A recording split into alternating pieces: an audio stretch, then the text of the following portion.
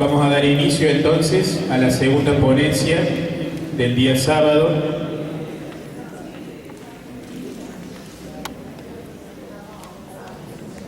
Cecilia Giordano es licenciada en Filosofía por la Universidad Nacional de Córdoba y doctora en Filosofía por la Universidad Nacional de Cuyo, profesora adjunta en la Cátedra de Filosofía perteneciente al ciclo básico unificado en la Universidad Nacional de Villa María, profesora asistente en la Cátedra de Filosofía Medieval I de la Escuela de Filosofía de la Universidad Nacional de Córdoba, docente titular de Filosofía de la Ciencia en el Profesorado de Filosofía del Colegio Pío X, ha dictado cursos y seminarios de extensión y de grado en la Universidad Nacional de Villa María y en la Universidad Nacional de Córdoba, ha publicado artículos en revistas especializadas, es miembro de la Asociación Civil de Investigaciones Filosóficas, investigadora libre del Centro de Estudios Filosóficos Medievales, perteneciente al Instituto de Filosofía de la Facultad de Filosofía y Letras de la Universidad Nacional de Cuyo,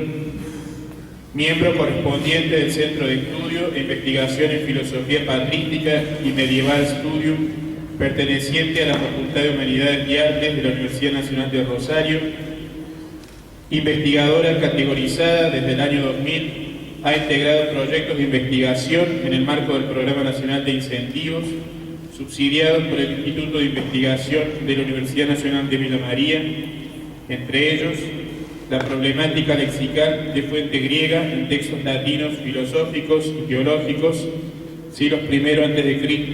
al IX después de Cristo, aportes de la filología al estudio de una semántica filosófico-teológica 1 y 2 durante el periodo 2008-2009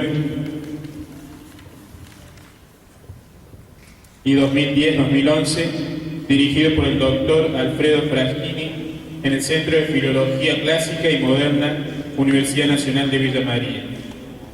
Es miembro integrante del proyecto de investigación El rol de la filología en la traducción e interpretación de textos filosóficos y teológicos medievales, el caso de Juan Escoto Eriúgena, durante el periodo 2012-2013, dirigido por el doctor Alfredo Fraschini, subsidiado por el Instituto de Investigación de la Universidad Nacional de Villa María, y actualmente dirige el proyecto Aspectos metodológicos en el abordaje de textos y problemas filosóficos medievales, relación y conflictos entre las interpretaciones históricas, filosóficas y políticas, subsidiado por el Instituto de Investigación de la Universidad Nacional de Villa María, en el marco del cual publica. El título de la ponencia de hoy es San Dionisio, dos notas y un comentario sobre el bien hermosura en De Divini Nominimus de Pseudo Dionisio Areopagita. Bueno, muchas gracias. ¿Se escucha bien ahí? Bien. Bien. Bueno, muchas gracias a Pancho por la invitación a participar de este congreso. Evidentemente ustedes notarán que no tengo el genio pedagógico del padre Pablo Pavone, que se las arregló para explicar la contemplación en San Juan de la Cruz de una manera muy didáctica, pero bueno, haremos lo que podamos. El título tiene que ver con el sentido de el bien hermosura de Dionisio, y las dos notas se refieren concretamente al tratamiento que hace Dionisio en el capítulo 4 de Divinis Nominibus sobre el bien, la primera nota, sobre la hermosura, la segunda. Y el comentario es el comentario que hace a este texto Leopoldo Marechal en Descenso y Ascenso del Alma por la Belleza. En primer lugar, quiero manifestar una situación que considero rara y privilegiada, que es investigar, poder hablar de lo que uno quiere, de lo que uno ama. Recordemos que la filosofía sigue siendo amor a la sabiduría y que, aunque a menudo subterráneamente y bajo catacumbas simbólicas o literales, ha sostenido al hombre en todas las épocas, hombres que han sido a su vez sostén de otros. Esa suerte de invisible comunidad, solo asequible al ojo del creyente, del sabio, del pecador que hace penitencia, como dice el ateo Nietzsche, es la que acoge, esa comunidad invisible, es la que acoge al que busca la verdad o al que creyendo busca la verdad. Nosotros no creemos estar muy extraviados si consideramos que esta haya sido la experiencia de Dionisio, llamado por la crítica histórica el pseudo-areopagita, una vez que se comprueba que no fue el discípulo converso por San Pablo en el Areópago. Sin embargo, yo no me voy a detener en cuestiones históricas, solamente las indispensables para que se pueda entender las características de este personaje. Sin embargo, él se autodenomina Dionisio de Atenas en su epístola séptima y se presenta como tal discípulo de San Pablo en Nombres Divinos 2.11, también como perteneciente al ámbito apostólico en muchas de sus epístolas. Ahora bien, ¿fue Dionisio un impostor, teniendo en cuenta que él vive en el siglo V, principio del siglo VI? ¿Fue Dionisio un impostor, el adoptante de una personalidad falsificada? Ya los primeros padres, el primero, San Máximo Confesor, en medio de acusaciones de paganismo, a comienzos del siglo VII, defiende la ortodoxia cristiana de Dionisio y percibe la grandeza de su obra. Afirma von Balthasar: quien se deje impresionar imparcialmente por esta obra prodigiosa, distinguirá de un solo vistazo dos cosas. En primer lugar, que se trata de un autor indivisible como nadie y que su persona se identifica sin reserva con su obra. En otras palabras, que nada hay en él de puramente ficticio y que no es el seudónimo de nadie. Y en segundo lugar, que esta unidad de persona y obra le confieren tal vigor y esplendor de santidad, como lo percibió inmediatamente la Edad Media, que en ningún caso se le puede tachar de impostor ni tildarle de astuto apologista. Fin de la cita. Entonces, ¿cómo se explican las referencias a los primeros tiempos apostólicos de un monje sirio del siglo V, que tiene influencias de Gregorio de Nisa, que vive un siglo antes, de Plotino del siglo III y de Proclo del siglo V, que habla un lenguaje mistérico y neoplatónico? Dionisio habla en su obra. Él es parte de una jerarquía. Recoge y transmite del modo más inmediato y más diáfano posible una sabiduría, iluminación que procede de las Sagradas Escrituras. Ese es su mandato, el mismo que inspiró a las primeras comunidades de la Iglesia. En ellas, lejanas en el tiempo pero próximas en el espíritu, él encuentra sus amigos. Cito von Balthasar: ningún enviado se encuentra nunca completamente solo, y tampoco lo estuvo Dionisio, como se ve por sus escritos. No solo pudo remitirse a la era apostólica, sino que también transfirió a ella sus relaciones personales, su entorno teológico y espiritual, sus amistades. Fin de la cita. Tanto su maestro, Hieroteo, probablemente el abad de su monasterio, como los destinatarios de sus cartas, a los que denomina Tito, Policarpo, Juan Evangelista, son personas seguramente tomadas de su ambiente histórico del siglo V, pero la imagen, el modelo y la experiencia que priman en estas relaciones personales, epistolares, espirituales e intelectuales es el de la era apostólica y sus hombres. Es decir, allí Dionisio encuentra sus amigos. Son característicos de la obra de Dionisio un estilo soberbio, por abundante en imágenes, metáforas muy bellas y expresivas, profundidad metafísica que expresa su carácter constructivo más que apologético. En tal estilo, decíamos, logra, en el lenguaje neoplatónico de Proclo, sobre todo, decir su cristianismo de una manera diáfana, contribuyendo a la formación de un nuevo lenguaje litúrgico en la antigüedad cristiana. Es decir, usa categorías, un lenguaje neoplatónico o mistérico para expresar verdades nuevas, ¿no? Un ejemplo es la expresión iniciación en los misterios. Esta expresión tiene su origen en religiones orientales, en platónicos, pitagóricos, neoplatónicos. Ahora, durante los primeros siglos del cristianismo fue muy usual esta expresión.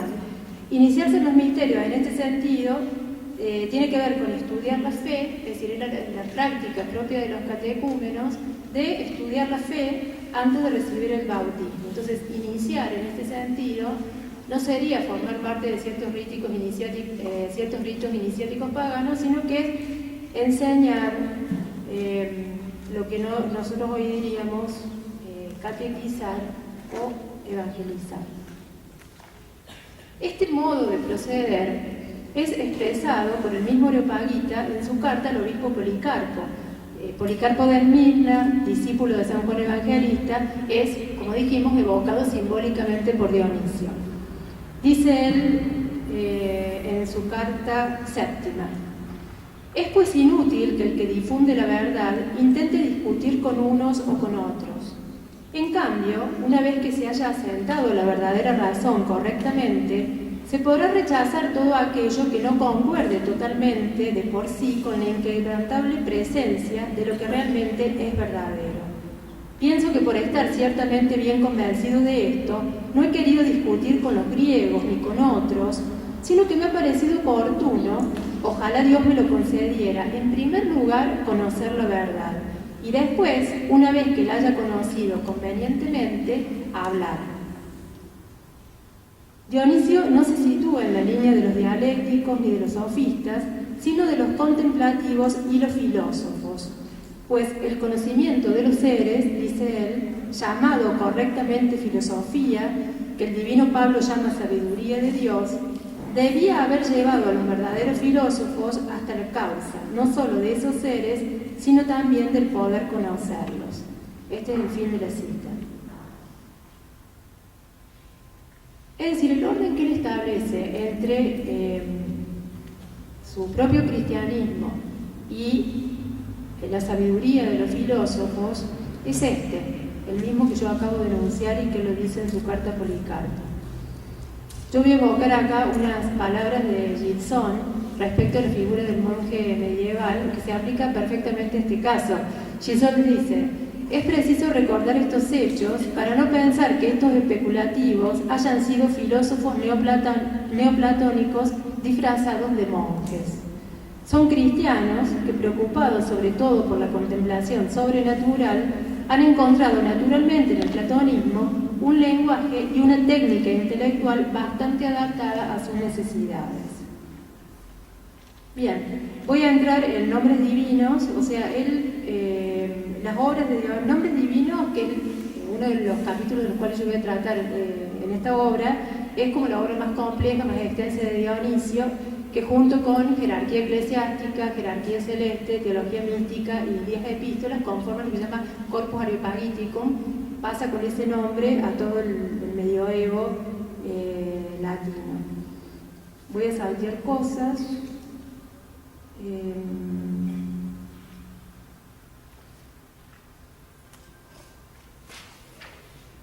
Bien.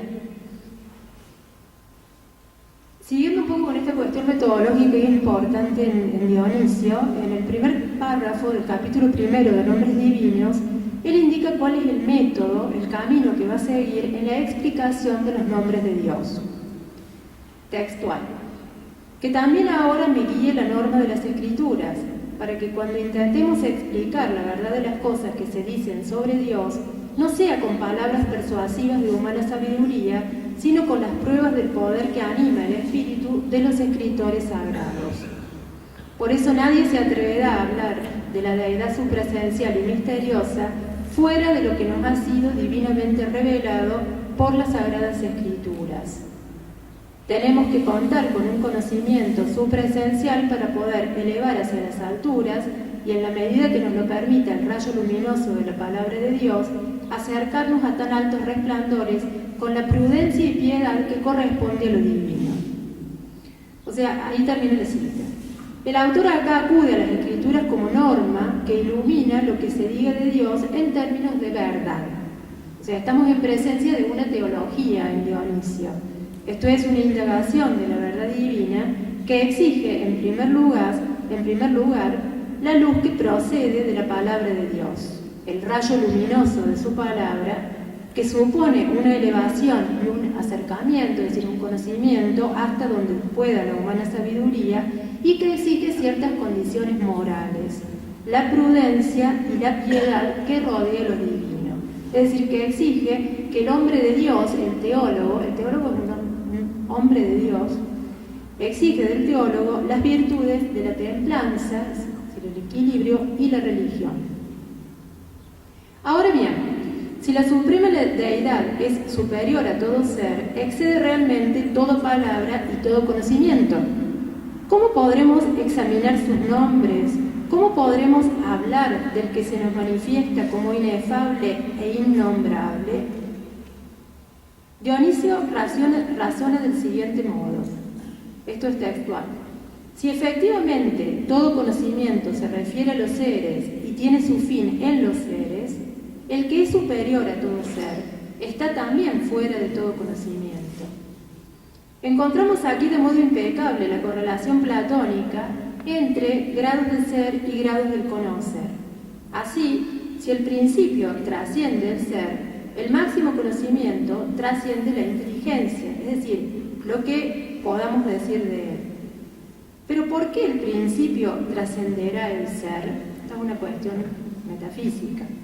Porque es su causa, y para que la causa sea causa, debe no serlo causado. Cito a Dionisio. Porque verdaderamente es la causa de todos los seres, y ella no es nada de esto, porque está por encima de todo, sobreesencialmente, está más allá del ser. Esta es la razón metafísica del conocimiento divino por remoción, la vía apofática según la fórmula de Dionisio. En función de la condición, ahora bien, a la restricción del ser a Dios, responde Dionisio con la asignación de un nombre, que es el primer nombre que él va a desarrollar y que nosotros tomamos, que es el nombre de bien. La bondad y el bien en sí mismos son los primeros nombres que corresponden a Dios. En función de la condición de bien subsistente de Dios, es que hay un despliegue y una procedencia de seres, pro-dos, que guardando una semejanza con su causa y en virtud de esta semejanza, tienden a ella como fin, epístrofe, según la propia naturaleza de cada cosa causada. Si los seres fueran totalmente de semejanza, es decir, esto en función por el bien es el suyo efusivo, el suyo comunicativo, entonces se comunica, se manifiesta, procediendo a los entes, pro dos, y recogiéndolos como fin. Ese es el sentido de epístrofe. Si los seres fueran totalmente desemejantes, o sea, en su procedencia, manifiesta Dios lo que es en los seres. Si los seres fueran totalmente desemejantes, no reconocerían a su principio como causa, ni se ordenarían a él como fin, porque en cierto modo Dios es todo en todas las cosas. Esto es 1 Corintios 15, 28. Y por esto lo nombramos, y por esto se le aplican los nombres de las cosas que son. Esta es la vía afirmativa. Pero Dios es, a la vez que todo lo que es, nada de lo que es. Es decir, se sustrae por su misma supereminencia y exceso a todo nombre. Claramente lo dice el Areopagita. Los teólogos, conocedores de esto, lo celebran como sin nombre o como con todo nombre. En cuanto a todo en todas las cosas, Dios es con todo nombre. Para nombrarlo se remite Dionisio de algún modo a los seres. En cuanto a nada de lo que es, Dios es sin nombre, como el nombre sobre todo nombre, y lo asentado o fundamento de todo lo nombrado.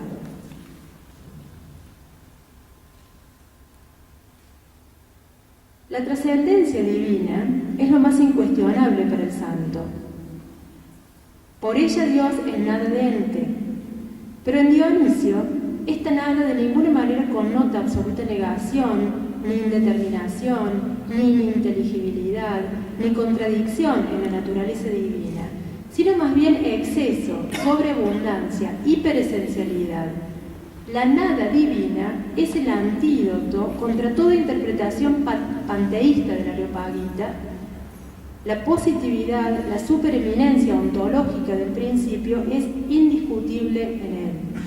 Primero, en primer lugar, por fidelidad a su fe cristiana.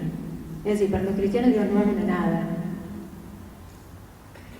No obstante, esto debe ser conciliado con una metafísica que, por su parte, apuesta a la negación del ser para afirmar su trascendencia. Por otra parte, Dios, como todo en todo, es lo más inmanente, como sustanciador, conservador, perfeccionador, guarda y morada, que uniendo todas las cosas, las conduce hacia sí. Dios no se hace las cosas. Estas son efectivamente manifestaciones de Dios que las crea, como veremos, y se presenta en ellas, sosteniéndolas, perfeccionándolas, uniéndolas, guiándolas a su fin, que es el mismo.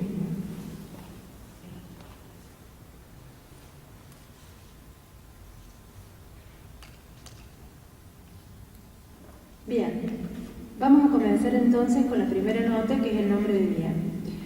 Dionisio, va desarrollando en cada uno de los capítulos de nombres divinos los nombres, varios nombres de Dios. Nosotros dijimos que empieza con bien, hermosura, amor, nosotros tomamos los dos primeros y termina con el nombre de uno.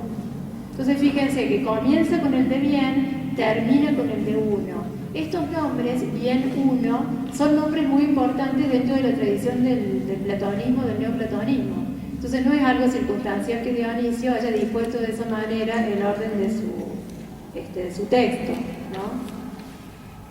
Yo empiezo a rastrear. En primer lugar hay algo que es clarísimo, que él cuando expone los nombres de Dios manifiesta su voluntad de no decir nada de Dios que no está escrito en las Sagradas Escrituras. O sea que prácticamente nosotros podemos decir que su filosofía es una teología, o sea, una exégesis prácticamente de los nombres divinos, de lo que está escrito en la Escritura. Ahora, él echa mano de toda esta herencia neoplatónica. Yo acá no me voy a detener en el análisis de los antecedentes del bien. El libro sexto de República, él toma el símil del sol también de ahí, Eneada sexta, y finalmente, les digo lo que yo analicé acá, que no lo voy a ver ahora, los elementos de teología de Proclo, la proposición 13. Estos serían como todos antecedentes filosóficos de la noción de bien. Dionisio recibe esta tradición y acusa, tanto en la estructura formal de nombres divinos como en su dimensión especulativa, una primacía del bien sobre el uno. El bien es tratado por Platón en el diálogo República, el uno en el diálogo Parménides. Esta es la interpretación de Ignacio Underegen. Ya antes de llegar al capítulo cuarto, Dionisio refiere al bien por lo menos dos veces. En primer lugar, cuando expone todo el repertorio completo de los nombres de Dios, y la segunda referencia la hace en el capítulo segundo, en el cual, para tratar el nombre de bondad, invoca a la Trinidad, insistiendo en la necesidad de que nos dirijamos a ella con plegarias como origen del bien y por encima del bien. Por ambas referencias queda confirmado el orden en que se mueve la especulación dionisiana, en la primacía del dato revelado y en la necesidad de la oración, invocación y plegaria para dirigirnos a la divina bondad. No cabe duda de que la Areopagita no está tratando el bien como pagano, sino de entrada como un hombre cristiano. Entonces, bueno, vamos a decir dos cosas sobre el tema del bien. Dice Dionisio: pasemos pues ya a nuestra exposición sobre el nombre de bien, que los teólogos usan de forma abstracta para la deidad y con él la distinguen de todas las cosas. Pienso yo al llamar bondad a la subsistencia divina, y porque por el hecho de ser el bien como bien sustancial, comunica la bondad a todos los seres. Es decir, ahí termina la cita. Los teólogos llaman bien a Dios trascendentemente, excelentísimamente, abstractamente como separado de todas las cosas. También en este sentido se lo llama bondad como homologándola a la noción del bien, es decir, trata bien y bondad como lo mismo. Una característica del bien, dijimos, es que es por sí mismo comunicativo. Entonces lo segundo sería la pregunta: ¿cómo comunica el bien su bondad? Y él introduce un símil que proviene de Platón, que es la metáfora del sol. Al igual que nuestro sol, sin pensarlo y sin pretenderlo, sino que por el mero hecho de existir, ilumina a todo lo que puede participar de su luz en la medida que puede, así también sucede con el bien, que está muy por encima del sol, como el arquetipo está muy por encima de una imagen oscura de él por su propia naturaleza, que extiende los rayos de su plena bondad a todos los seres de forma apropiada a cada uno. Encontramos nuevamente aquí el símil del sol, y hay una cosa que llama la atención, que dice Dionisio que esta comunicación se produce sin pensarlo y sin pretenderlo, es decir, al modo de una emanación. Entonces, esto, ¿cómo se concilia con el concepto cristiano de creación? El padre Anderegger, en su análisis de este texto, nos hace notar que unos párrafos más adelante, Dionisio precisa lo siguiente, leo textual: todo ha sido creado y existe por el bien, como dice la Escritura, y ahí remite el Génesis 1:4, a Romanos, etc. O sea que nosotros encontramos aquí una restricción al sentido neoplatónico de la comunicación del bien, aun cuando en Dionisio no haya, hasta donde nosotros vemos, una elaboración filosófica de la noción de creatus nihilo. Sí, él sigue la Escritura y habla de creación efectivamente. Bueno, después hay otras restricciones y otras, transformaciones que sufren ciertos conceptos neoplatónicos en la visión del bien de Dionisio. Yo esto lo voy a dejar de lado y voy a pasar al segundo nombre, que es el nombre de hermosura. Nuevamente encuentra en la Areopagita el nombre de hermoso y hermosura en los autores sagrados. Salmo 45, Isaías 5:1, Primera de Juan 4:8.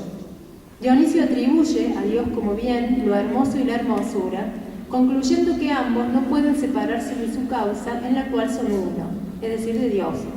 Para dar razón de ello, parte de la naturaleza de lo hermoso y la hermosura en los seres. Cito textual: en todo ser, efectivamente, distinguimos esto en participaciones y en cosas que participan. Así decimos que es hermoso lo que participa de la belleza, y llamamos hermosura a la participación de la causa que es origen de la belleza en todas las cosas hermosas. Fin de la cita. Se distinguen pues en los seres una perfección, una cualidad, la hermosura, pulcritudo, como participación en sentido abstracto, y esa participación en un sujeto, en algo que por poseerla es hermoso, pulcro. Ahora bien, la hermosura con minúsculas es tal por participación de una causa que es su origen, pero que trasciende toda hermosura creada. Cada ente que es hermoso constituye así una limitada, una finita participación de la hermosura con mayúscula, un no ser la hermosura misma. En la hermosura como causa, en Dios, dirá Tomás en su comentario a este texto, se identifican el sujeto con la mismísima perfección. ¿Por qué llamamos a Dios hermosura? Porque reparte, comunica, la belleza a todos los seres según grado y capacidad, porque llama, kalei, todo hacia sí mismo, y porque en él se da todo junto y es hermoso. Ese es el texto de Dionisio. La primera razón, entonces, parafraseando el texto, por la que se llama a Dios hermosura, es la belleza, la armonía, la luz de las criaturas de las que es causa. La segunda razón de este nombre es que lo hermoso llama. Los seres bellos, al decir de Marechal, son un llamado que conduce a un llamador, suprema hermosura, el hermoso primero. Afirma von Balthasar: según la etimología de kalos, belleza, y de kaleo, llamar, todo lo que ha llegado a la belleza y la armonía es llamado por Dios. Finalmente, en la hermosura se da todo junto, reúne a todo por el deseo de su propia belleza. En síntesis, la hermosura es armonía y luz en los seres que los constituye en un llamado conducente por el deseo a su llamador, su causa, su fin. Bueno, vamos a saltear y llegamos acá.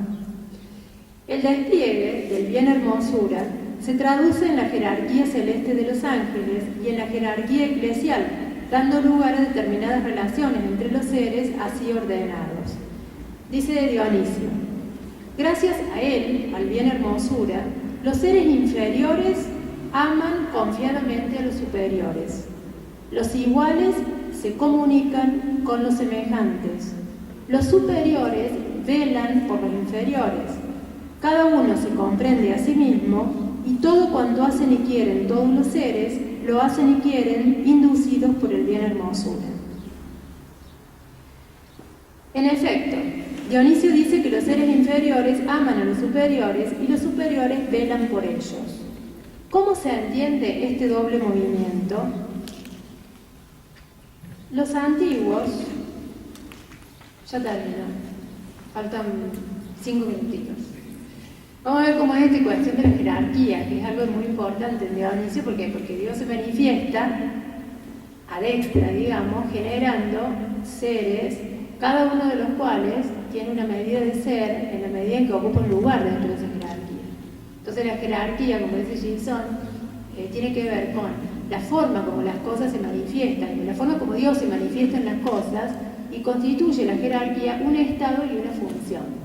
El estado en relación con el lugar que ocupan y la función con la transmisión de la luz, del conocimiento a los inferiores. Entonces es muy importante esta noción, digamos.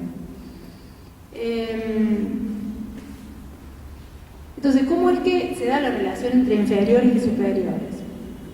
Los antiguos, introduzco acá una interpretación de Leopoldo Marechal, afirmaban que amar no es tanto poseer al amado, sino ser poseído por él, mientras que entender, según la inteligencia, es poseer lo inteligido. El alma posee mediante la inteligencia y es poseída gracias al amor. De ahí que el superior desciende al inferior conociéndolo y comunicando su saber sin comprometer su forma en el descenso, forma que es imagen y semejanza del Creador. Pero, dice Marechal, la comprometerá si por amor desciende a las cosas inferiores, porque en realidad amar es convertirse a lo amado. Ahora bien, esto plantea un problema, porque la ley de la caridad exige, por una parte, que lo superior ame lo inferior, lo ilumine y lo conduzca, que vele por él, dice la Areopagita. Pero, a su vez, no admite que lo superior incurra en mengua o rebajamiento de sí mismo. ¿Cómo es posible la realización de lo primero sin incurrir en lo segundo? Marechal dice, siguiendo Dionisio en esto, que hay una respuesta que tiene que ver con el estilo amoroso del superior, que consistirá en hacerse amar por el inferior, de tal modo que lo superior no baje a lo inferior en tren de pérdida, sino que lo inferior se eleve amorosamente a lo superior en tren de ganancia. Pero ¿cómo lo superior se hace amar por lo inferior? Dándose a conocer. Así ama el Creador a sus criaturas. Salvo, dice Marechal, una excepción. Un día el Creador, en la persona de su Verbo, y por amar al hombre, asumió enteramente la forma de lo que amaba y se hizo hombre. Eso fue realmente un escándalo de amor divino.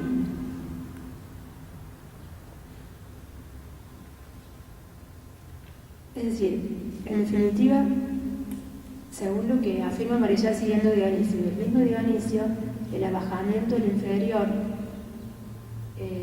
el cuidado del inferior, solo tiene sentido a partir de la encarnación. Voy con el comentario entonces de Leopoldo Marechal. Según Dionisio, el bien hermosura llama a cada alma singular, moviéndola según 3 movimientos. El alma, dice, esto voy a leer el texto de Dionisio. El alma tiene un movimiento circular cuando entra dentro de sí desde lo exterior y recoge sus potencias espirituales. El concentrarse según la idea de unidad como en un círculo le da estabilidad, la hace retornar de las cosas externas y concentrarse en sí misma con sus potencias íntimamente unidas hacia el bien hermosura. El alma se mueve en espiral, es decir, oblicuamente, cuando, en la medida que le conviene, se mueve con razonamiento discursivo e inductivo y con operaciones mixtas y mutantes. El movimiento rectilíneo, finalmente, del alma es cuando procede hacia las cosas que están a su alrededor y desde lo exterior, como símbolos varios y múltiples, se eleva a las contemplaciones simples y unas. Fin de la cita de Dionisio. En estos movimientos se juega, según Leopoldo Marechal, el alma, su drama. ¿En qué consiste este drama? ¿Por qué esta vocación tremenda del alma? El movimiento natural propio del alma es el circular. Recordemos que hay 3 movimientos. El natural del alma es el circular. Conforme a él, ella gira sobre su vocación amorosa, anhelante del bien absoluto. Esta es su tremenda, su grandísima vocación. Ansiando la unidad, que es principio y fin de su viaje, lo sepa o no, el alma nunca deja de volverse a sí misma, unificando sus potencias. Pero como se mueve a ciegas, porque no ve aclarársele la noción de unidad que busca, el alma se dirige a las cosas exteriores y cumple así un movimiento directo. ¿Por qué desciende el alma hacia las cosas? Cito a Marechal. Desciende porque las cosas creadas la están llamando con esa fuerte voz de su hermosura. Y el alma, respondiendo a ese llamado, desciende a las criaturas en descenso de amor. Y aunque su sed es legítima, comete un error. Es un error de proporciones el suyo, pues entre el bien relativo que le ofrece la criatura y el bien absoluto con que sueña el alma, existe una desproporción infinita. Es un error de proporciones el suyo y anda ciego su amor, dice Marechal. Siendo imagen y semejanza divina y buscando su destino, el alma se pierde en la imagen que le proporcionan las cosas inferiores a sí misma, y amándolas se extravía en ellas. Se desasemeja de sí misma y haciéndolo se desasemeja de su creador. Pero según Dionisio, las cosas son símbolos varios y múltiples, para que el hombre vuelva a Dios por los mismos vestigios que lo apartaron de él. Cuando medita el alma esa respuesta de las criaturas y la refiere a su vocación primera, realiza un movimiento oblicuo, espiralado. Discurre, deduce, va de efectos a causa, a partir de un trabajo penitencial del intelecto. Indirectamente, pues lo hace a través de las criaturas, ve el alma intelectiva al Creador por la creación mediante fatigosas especulaciones. Pero vuelve a su centro buscando la unidad original, aquella cuya imagen ella es, en cuya intuición y posesión verdaderamente sabrosa, entiende ya el alma que se cifraría el término de su viaje y el comienzo de su reposo en la eterna bienaventuranza. Si la clave del alma está en su centro, no está fuera de su centro, no está en las cosas inferiores. Mas el paso de la imagen al original no es fácil ni dado a muchos. Por lo general, la vida del alma en este mundo consiste en intentarlo, pero vuelve reiteradamente a los movimientos antedichos que en su conjunto forman un único movimiento de expansión y concentración. En todos esos movimientos, observa Marechal, el alma no deja de girar en torno a su centro, pero no consigue tocarlo, pues tocar su centro sería para ella el fin del movimiento, el reposo y la muerte. Yo acá hice una larga nota respecto a lo que es el centro del alma, porque esto es una discusión. O sea, para Eckhart, el centro del alma, la ciudadela del alma, la chispa del alma es increada. Esta es una proposición condenada de Eckhart. Entonces, es toda una tradición, digamos, dentro del medioevo, que es este centro del alma. Resumidamente, si el centro del alma es Dios mismo, o si el alma, llegando a su centro, digamos, sigue siendo ella misma, como es el tema. No lo voy a desarrollar acá, simplemente. Tocar su centro sería para ella el fin de su movimiento, el reposo y la muerte. ¿Qué muerte? ¿Qué reposo? Me dirás, dice Marechal. Un modo de morir a sí misma es el extravío en las cosas inferiores y la consiguiente pérdida de su forma y semejanza. Pero podría suceder que ahora, demorándose frente a su centro, viera el alma de pronto la hermosura divina no ya en su imagen, sino en el original, y que al mirarla concibiese tal amor por ella que saliendo nuevamente de sí misma, el amor es extático, se convirtiera en lo que ama. Entraría en el centro y no se movería ya. He ahí el reposo de los reposos. Abandonaría su forma por el amado que la llama en el centro. He ahí el amor de los amores. Moriría en ella para vivir en el otro. He ahí la muerte gananciosa. Ahí termina la cita. Ahora nos preguntamos, ¿es esta una posibilidad que el alma lleve en sí misma? Sí, pero es una posibilidad que excede el arte humano y requiere las operaciones del arte divino. Para llegar a su centro y convertirse al amado infinito, no basta con que el alma sea atraída, sin que el hermoso primero haya reparado previamente en ella, es decir, la haya amado. Si el alto amor lo quiere, dice Leopoldo Marechal. En definitiva, dos palabras, el amor equivale a una muerte, y no hay arte de amar que no sea un arte de morir. Lo que importa es lo que se pierde o se gana muriendo. La muerte gananciosa de la que habla Marechal es la vida eterna, la visión del otro y la amorosa conversión a él, el hermoso primero que en virtud de su gracia llama a cada alma, de tal modo, acá parafraseo a San Bernardo, que no subsista nada en ella a lo que su amor, el de Dios, no pueda unirse.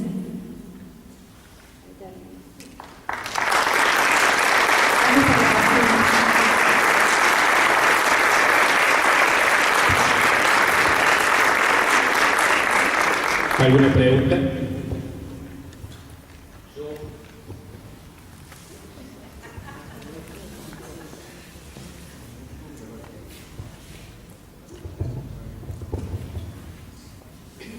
Creo que yo no tengo la tarde. Yo tengo la mañana.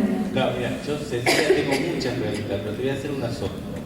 Pero una que me estaba rondando en la cabeza, porque yo estoy leyendo la tesis ya la leí, la tesis doctoral de Cecilia, y aparece esto de Dionisio. Y hay una que no termino de comprender completamente, ¿no? Y que brota sencillamente de no haber leído yo a Dionisio como vos lo leíste. Sabemos que, y me queda claro que en Dionisio Dios es un no conocimiento. Dios no se conoce ni puede ser conocido. O sea, en ese sentido Dios es oscuridad. Sabemos que también para San Juan de la Cruz Dios es oscuridad. Sin embargo, según hasta donde yo he podido entender, para los dos es oscuridad. Sin embargo, para San Juan de la Cruz es oscuridad porque es demasiado luminoso. Entonces ciega, como uno viendo el sol. Pero para Dionisio, así hablando en términos coloquiales, Dios es oscuridad porque es oscuridad en sí mismo. Sí. A lo que no me queda claro es cómo esa afirmación se contradice con las imágenes que usa Dionisio, de las cantidades de imágenes en las que él es la luz. Sí. Primero, Dios no se conoce a sí mismo. Esa es una afirmación que parcialmente Dionisio suscribiría. Esa es una afirmación de Plotino. O sea, inicialmente es neoplatónica. El uno es incognoscible para sí mismo, porque conocerse implicaría multiplicidad, implicaría duplicarse, será objeto para sí. Entonces, para preservar, digamos, la máxima unidad del principio, quita de él la cognoscibilidad. Dionisio no siempre afirma esto, que Dios no se conozca a sí mismo. Es más, yo diría que lo afirma parcialmente, pero bueno, eso por una parte. O sea que la incognoscibilidad de Dios respecto de sí mismo es propia de la tradición neoplatónica, por la cual no suscribiría de todo Dionisio, porque Dionisio es cristiano y sabe que Dios se conoce a sí mismo supresencialmente, es decir, más allá de todas las categorías de luz. Eso por una parte. ¿No se escucha? Bien, entonces eso es la primera parte. O sea que el punto de partida de tu pregunta es como que estaría... Entendí. Sí. Y por otra parte, y con el tema de las imágenes, yo no diría que es en sí mismo una oscuridad. Yo lo aclaro en este trabajo, que es supraesencialidad, que es supracognoscibilidad. O sea que la luminosidad, el exceso de luz, es exceso. Ese es un término que también proviene de Bernardo. Entonces el exceso también conviene al modo en que Dionisio entiende la naturaleza divina. Entonces que es una supraafirmación que exige la negación humana. No sé si... Entendí. ¿Cómo se entiende la Trinidad? ¿Cómo se entiende entonces la Trinidad en esta oscuridad de lo desconocido, de lo que no se conoce? Bien, la oscuridad del Dios desconocido, recién más o menos expliqué algo. Y con respecto al tema trinitario, yo los remito al capítulo 2 de Nombres Divinos, que es la obra que yo trabajo acá, porque ahí él habla de un poco de las procesiones, pero él cuando trata los nombres divinos, él aclara que se va a referir a Dios, a la naturaleza divina, y no a cada una de las personas divinas en particular. Que cuando él trata el nombre de bien, de belleza, de amor, de éxtasis, de celo, son todos los nombres que trata en el capítulo 4. Cuando él trata el nombre de ser en el 5, cuando él trata el nombre de... Él se refiere a Dios como uno. No está trabajando, digamos, al interior de las personas. ¿Se entiende? Gracias.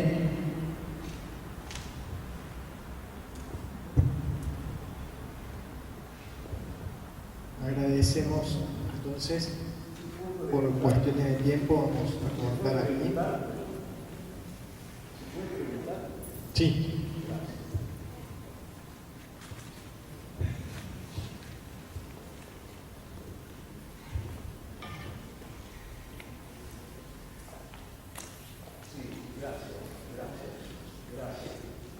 Gracias por poder preguntar.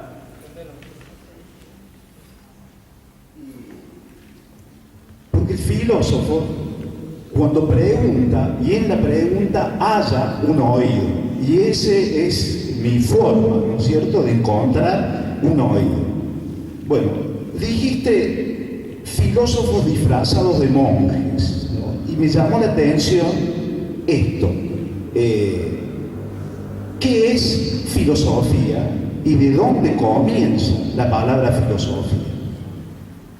No desde Platón ni no desde los monjes, sino desde Pitágoras, que dice, y viene a través de una tautología, cómo nos llamamos nosotros que nos dedicamos a estas cosas. Uno dice sabio, y ahí viene el diálogo. No solamente Dios o Zeus es sabio, nosotros nos vamos a llamar amante, amigo de la filosofía. Y de ahí surge, se inventa la palabra filosofía. Entonces voy a hacer esta pregunta. Así como empieza el Padre Nuestro que estás en los cielos, quiere decir que no está en la tierra, quiere decir que abstrae el concepto tierra, es decir, Adama en hebreo. Si lo abstrae este concepto, acaba la pregunta: ¿qué relación tendría la vestidura del monje, como que un filósofo disfrazado de monje, esa vestidura del monje, si se identifica con la tautología esta de llamar nosotros? Esa es la pregunta, y sobre todo, cuando decimos Padre Nuestro, abstraemos el nombre tierra, Adama, y sobre todo la tierra maldecida se abstrae, porque sabemos que la maldición de la tierra fue por causa de Adán, escuchó a Eva. Entonces, en ese sentido, vuelvo a reiterar la pregunta: ¿qué identidad habría entre llamar nosotros y monje, o la vestidura del monje como filósofo? Gracias por permitirme preguntar, porque parece que ya estoy prohibido para la pregunta. No, No, de hecho, he preguntado siempre. Y vamos a seguir hoy. Bueno, filósofo disfrazado de monje. Es una expresión, digamos, es como una imagen que usa Gilson para evocar un poco la relación entre el cristianismo de estos hombres, es decir, su fe en el Dios que cree y se revela, y su condición de filósofos. Eran hombres cultos que conocían la filosofía griega. Entonces, en realidad, cuando ellos, la mayoría de ellos eran conversos al cristianismo en los primeros tiempos. Entonces, cuando ellos se convierten, usan una serie de términos con significados propios dentro de sus filosofías de origen, Platón, Plotino, Proclo, pero le otorgan una carga semántica diferente. Entonces, esa diferencia de significado tiene que ver con qué? Con volver a entender estos términos desde la iluminación proporcionada por la revelación, ¿no? Entonces, en realidad, si uno tuviera que decir, ¿eran filósofos o eran monjes? Eran monjes filósofos. No eran filósofos disfrazados de monjes. Bueno, un aplauso a la doctora Giordano. Gracias, Cecilia.